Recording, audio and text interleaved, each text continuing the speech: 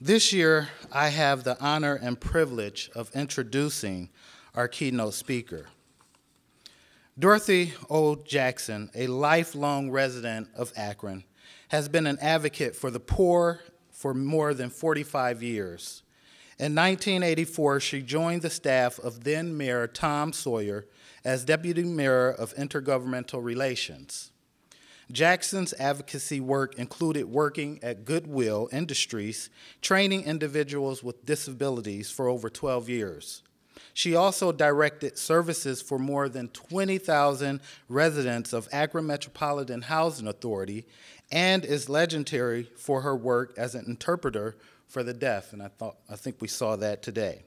Dorothy has served on scores of local, state, and national boards and committees, including Akron General Medical Center, the United Way Red Cross Partnership, Northern Educational Television of Ohio Incorporated, the National Retirement Communities for the Church of God, National City Bank CRA, and the Junior League of Akron, just to name a few.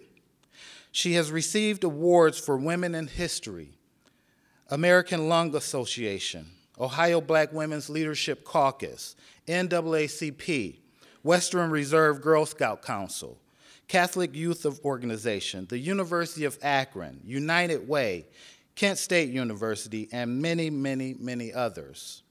For her tireless work in our community, AMHA named a 28-unit handicap housing development the Dorothy O. Jackson Terrace. The Jewish National Fund presented her with the Tree of Life Award and named a park in her honor in Kiryat Akron, Israel.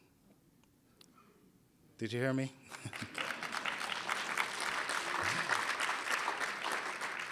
Ms. Jackson retired in July of 2003. She remains in Akron, still giving herself.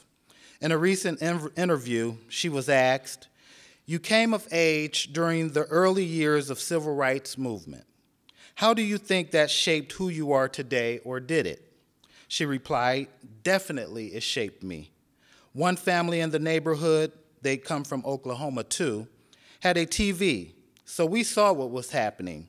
We saw the dogs attacking people. We saw the people being hurt. And we saw Dr. King marching and going to jail. Seeing all of this and hearing about it and reading about it really made you think, and it made you want to be the best you can be." Please help me welcome to the podium our 29th MLK Lecturer, Deputy Mayor Dorothy O. Jackson.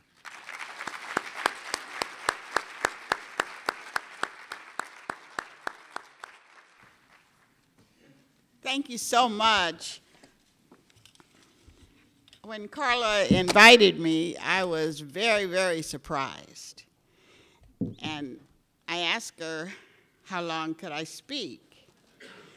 And she said, "Oh, you can speak as long as you want to." And I said, "Great, because I most generally speak for 2 hours." And she said, "That will be fine. You just turn out the lights and close the door."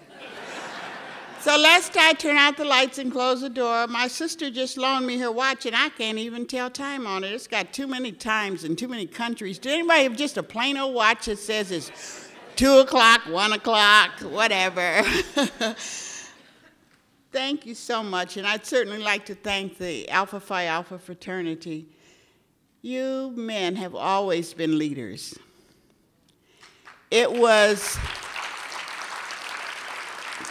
the Honorable James R. Williams that really was a great force in seeing that that wonderful place is in Washington, D.C. The judge worked tirelessly, and my daughter and I were there when they dedicated that, and they honored the honorable judge that day, and we stood in pride as they honored him. And his son, Michael, is following right in his footsteps, going out there and helping people. And I am so grateful for the vision that the Alpha men had in building housing in the neighborhood. When the neighborhood was changing and houses were being moved and people were being moved out, In the midst of decay, they built. And Channel Wood 1 came. And if you drive through that area now, if you've been here before, you would not believe it is the same place. There are new homes, not only apartments and high-rises for seniors. There are also individual homes that people can buy, black and white. It is an integrated neighborhood. It is an integrated staff. And I believe that's what God wants us to do. I found in meeting Dr. King that he had the 3 A's. He was available, he was accessible, and he was accountable. And when he went to help the garbage collectors there in Memphis, his last request was for Ben Branch to play Precious Lord, Take My Hand. He leaned over the banister. If I could sing and Cleo could come up here and play, she's shaking her head no, so. But I would sing to you, Precious Lord, Take My Hand. And more than anything else, if I would leave with you, I would leave that thought to you, to ask God to take your hand and to lead you, because you don't know where you're going. You don't know what's going to happen in life. But as my father would say, anybody can fall, but nobody has to wallow. Yes, racism was alive. We lived in an integrated neighborhood. Yes, I've been called nigger. Even as an adult, I've been called nigger. When I started working in public housing, and I just said, hello. He said, hello, nigger. I said, hello. And kept on walking. I remember when we integrated the housing development in Barberton, and my boss wanted me to go out and talk to them, and he said he couldn't go. And I said, okay, I will go, but I want a policeman to go with me. He said, well, do you want him to pick you up? I said, no, I'm not going to ride with him. I don't want him thinking I'm trying to go with him or something. Just have him come and just have him stay in the parking lot so he watches my car. And when I got in, the room was packed, and there was a very hostile man sitting on the front row with his hands crossed and his legs, and the meanest look you ever want to see. And so I said to him, my name is Dorothy, and I work for Metropolitan Housing, and I'm new, and we have programs, and we have money for programs. We're going to have daycare for your children, and we're going to have lunch programs. And I just ran down the list of all that we were going to do. But I read your sign, because the sign said no niggers and no dogs allowed. And I said, I just came to tell you, if you want me, I'm happy to come, and I will come and help you do everything that we've done every place else. But if you don't want me, I won't be back. But I guess I should tell you no one else will either. One lady way in the back waved her hand and said, I'll work with you. She broke the ice because several did. That man didn't. He walked out. But Barberton is now an integrated housing development. But had I been so stupid to say, I'm not going, no, I was going. Because if you sweep the floor, sweep it like Beethoven. But if you have a boss, you may disagree with him. If Mayor Plisquelic or Tom Sawyer were here, they would tell you when they first hired me, I went in and said, I will do whatever you want me to do. And if you and I disagree, I will tell you why I disagree, and I will tell you why. But if you say, this is what I want, when I walk out your door, I will give you 100%. You will believe that your idea was mine, because I'm going to do just what you tell me to do. Young people, if you are working and your boss tells you to do this, don't go back and give him mouth to say what you're not going to do, or that's not my job. It became your job when your boss asked you to do it. And so give them 100%, because they are the one that will be responsible. Parents, don't squash your children's dreams. And young people, when you run into racism, yes, I'm sorry to say it is still alive. But when you do, just take it as that was that person and do what you can. I remember when I graduated from high school, I passed a test to get a job at Ohio Bell. And I passed everything but the physical. And when I went to take the physical, I didn't pass because I had one tooth that needed to be filled.